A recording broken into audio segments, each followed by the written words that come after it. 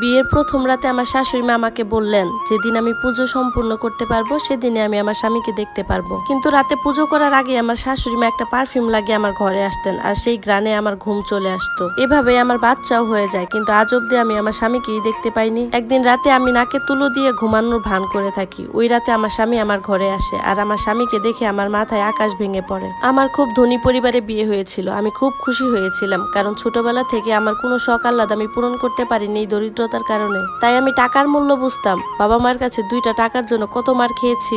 যখন আমার একটা বড়লোক পরিবারে বিয়ে হয়, তখন আমি আর কিছু জিজ্ঞাসা করি নাই যে কার সাথে আমার বিয়েটা হচ্ছে। আমি শুধু এটাই ভেবেছিলাম যে আমি এই দরিদ্রতা থেকে বেরিয়ে বড় একটা রাজপ্রাসাদে গিয়ে থাকতে পারবো। আমার বিয়ের দিন তো আমি ভাবতেই পারি নাই যে এত দামি দামি পোশাক পরা লোকজনগুলো আমার শ্বশুর বাড়িরই। তাদের চেহারায় একটা উজ্জ্বলতা ছিল। আমাদের ঘর তো গরিবের ঘর। বিয়ের প্রথম যেদিন আমার শ্বশুর বাড়িতে গেলাম, সেদিন আমার স্বামীকে দেখার খুব ইচ্ছা ছিল, কারণ আমার বাবা মা তার ছবিটা পর্যন্ত আমাকে দেখায়নি। তারা বলেছিল যে তুই একটা ভালো মেয়ে, আর ভালো মেয়েরা বিয়ের আগে তার স্বামীকে দেখার জন্য জেদ করে না। আমি মনে করি এই ব্যাপারটা জানার সব মেয়েরই অধিকার আছে, কিন্তু আমার বাবা মা সেই অধিকারটা আমাকে দেয়নি। শ্বশুর বাড়িতে আমাকে আমার স্বামীর বদলে আমার শাশুড়ি স্বাগতম জানায়, আর আমার স্বামীর ঘরে রাখা বাদ দিয়ে আমার শাশুড়ি ঘরে আমাকে রাখে। আমি ভাবলাম হয়তো বিয়ের কোনো নিয়ম কানুন বাকি আছে, সেগুলোর জন্য আমাকে এই ঘরে রাখা হয়েছে। এরপর অনেকগুলো মহিলা এসে নিয়ম কানুন শেষ করে। তখন আমার স্বামীর মুখটা ঢাকা ছিল, আমি তাকে দেখতে পারিনি। সবাই ঘর থেকে বেরিয়ে যাওয়ার পর আমি ভাবলাম যে আমার শাশুড়ি মা হয়তো এখন আমাকে আমার স্বামীর ঘরে নিয়ে যাবে, কিন্তু এমনটা হয় না। তিনি আমার ঘরের দরজাটা বাহিরে থেকে বন্ধ করে চলে যান। আমি তার অপেক্ষায় রইলাম, কিন্তু আধা ঘন্টা হয়ে গেল, তিনি আসলেন না। আমি তো চিন্তায় পড়ে গেলাম। বসে থাকতে থাকতে যখন কোমর ব্যথা হয়ে গেল, তখন ভাবলাম দরজার দিকে একটু এগিয়ে যাই। সাথে সাথে দেখি আমার শাশুড়ি মা ঝড়ের গতিতে আমার ঘরে ঢুকলেন। ঢুকে উনি আমার পাশে বসে আমার দিকে অনেকক্ষণ তাকিয়ে থাকলেন। বৌমা, আমি জানি তোমার মনের ভিতর কি চলছে, যে তোমার স্বামী কেন এখনো ঘরে আসলো না, আর তোমার শাশুড়ি বা কেন বারবার তোমার ঘরে আসতেছে। আসলে আমি চাই না তোমাদের উপর কারো নজর পড়ুক। তুমি তোমার স্বামীকে দেখতে পারবে, কিন্তু এখনো সেই সময়টা আসেনি। তুমি এক কাজ করো, এই হালকা শাড়িটা পরে এসো, এটা পরে রাতে ভালো ঘুমাতে পারবে। আমার শাশুড়িকে দেখে খুবই ভালো মানুষ মনে হয়েছিল, উনি সত্যিই ভালো মানুষ। আমি শাড়িটা পাল্টে এসে ঠাকুরের কাছে এসে পুজো করলাম, আমার মনের আশঙ্কার কথা বললাম। এরপর আমি কিছুক্ষণ পরে ঘুমিয়ে গেলাম। সকালে যখন ঘুম ভাঙলো, তখন দেখি আমার শাশুড়ি আমার পাশে বসে আছে। উনি আমার খুব যত্ন নিচ্ছিলেন। একজোড়া বালা দিয়ে বললেন, এটা পরে নাও, অনেক অতিথি আসবে বাড়িতে, তো এখন তো সকাল হয়ে গেছে, তুমি তোমার স্বামীর সাথে পরে দেখা করে নিও, বাড়িতে অনেক অতিথি আসবে, তাড়াতাড়ি সেজে নাও। আমিও কথা মতো ভালো জামা কাপড় পরে নিলাম। আমি বাড়ির নতুন বউ ছিলাম, তাই সবাই আমাকে দেখতে থাকে, আর সবাই অদ্ভুত ভাবে আমার দিকে তাকিয়ে থাকে। একসময় তো অনেকে বলে ফেললো এটাই ঋত্বিকের বউ। আমি বুঝতে পারলাম না যে কেন সবাই এমন করতেছে, কিন্তু তাদের মধ্যে কেউ ঋত্বিককে দেখতেও চাইলো না, ওর কথা জিজ্ঞাসাও করলো না। সবাই আমাকেই দেখতে ব্যস্ত। আমার যেন মনে হচ্ছিল যে সবাই আমার দিকে দয়ার চোখে তাকাচ্ছে, আর সবাই বলতে লাগলো তোমার মঙ্গল হোক, উপরওয়ালা যেন তোমাকে সাহায্য করে। আমার শ্বশুরবাড়ির লোকজন সবাই ভালো ছিল, তারা আমাকে কখনোই বুঝতে দেয়নি যে আমি গরিব ঘরে মেয়ে। তখন আমি বুঝতে পারিনি যে আমি আসলে গরিব দেখে তারা আমাকে সহানুভূতি দেখাচ্ছে, বরং তারা আমাকে আমার দুর্ভাগ্যের জন্য সহানুভূতি দেখাচ্ছিল। বিকালে আমার শাশুড়ি ওনার রুমে নিয়ে বসালেন আমাকে। আমি তখন ওনাকে জিজ্ঞাসা করলাম আমার স্বামীর কথা। উনি বলল, বৌমা, ওর সাথে দেখা করতে হলে তোমাকে একটা কঠিন পরীক্ষা দিতে হবে, আর আমাদের বাড়ি মেয়েরা তো বিয়ের পর স্বামীকে দেখার জন্য এরকম পাগল হয়ে যায় না। আমি তখন বললাম, আমার স্বামী যদি আমার সাথে দেখাই না করতে চায়, তাহলে উনি আমাকে বিয়ে করছেন কেন? আমার শাশুড়ির চিন্তা ভাবনাগুলো ছিল সেকেলে। আমি ভাবলাম যে উনি আর কতদিনে আমাকে আমার স্বামীর থেকে দূরে রাখতে পারবে। ছেলেদের বিয়ের পর তো ছেলেরা তার বউয়ের সাথে কথা বলার জন্য উতলা হয়ে থাকে, তাই ভাবলাম হয়তো আমার শাশুড়ি আর বেশি দিন এইভাবে আটকায় রাখতে পারবে না। এই ভেবে আমি চুপ হয়ে গেলাম, কিন্তু আমার স্বামীর দিক থেকে কোনো উদ্বেগই দেখতে পেলাম না। কিন্তু আমার স্বামীকে দেখার জন্য মনটা খুব ছটফট করছে। রাতের বেলা যখন শাশুড়ি আমার রুমে আসলো, তখন আমি বললাম, আজকেও কি আমি আপনার সাথেই শুভ?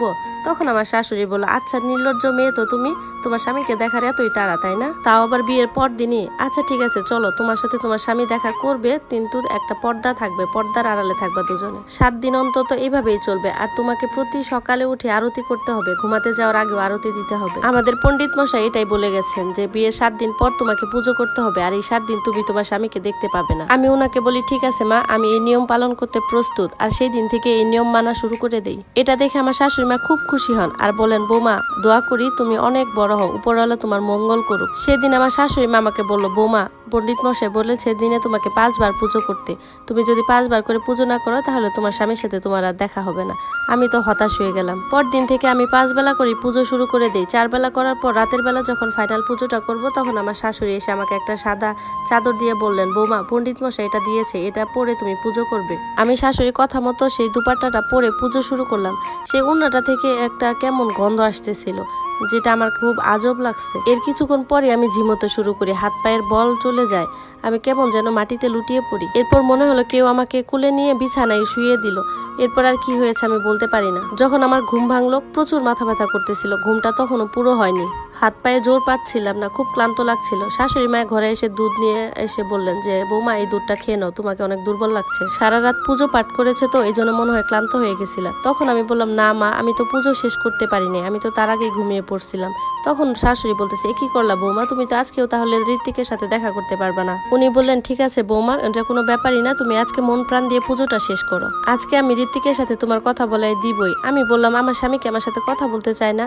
তখন উনি বলেন আরে কি বলো, ও তো সারাদিন তোমার কথা বলে যে মা উনিশার সাথে আমাকে তাড়াতাড়ি কথা বলাই দাও। কিন্তু এখানে আমি কি করব বলো, যতক্ষণ না তোমরা দুজনের নিয়ম পালন না করছো ততক্ষণ তো তোমাদের দেখা করাতে পারি না। এরপর থেকে যতদিনই আমি পুজো করতে বসি তখনই আমার শাশুড়ি আমার জন্য কোনো না কোনো খাবার নিয়ে আসতেন, ফল, ক্ষীর, শরবত, আর যেটা খাওয়ার পরই আমার ঘুম চলে আসতো। আমি এমন ভাবে ঘুমাতাম মনে হতো যে আমি জ্ঞান হারিয়ে ফেলেছি। আর ঘুমন্ত অবস্থায় আমার এটাও মনে হতো যে কেউ আমাকে স্পর্শ করছে, আমার কাছে কেউ আসছে। এভাবে চলতে চলতে আমি একদিন ঠিক করলাম যে আমার শাশুড়ি মা কেন আমাকে প্রতিদিন ওই খাবারটা খাওয়ায়, আমি আর খাবো না।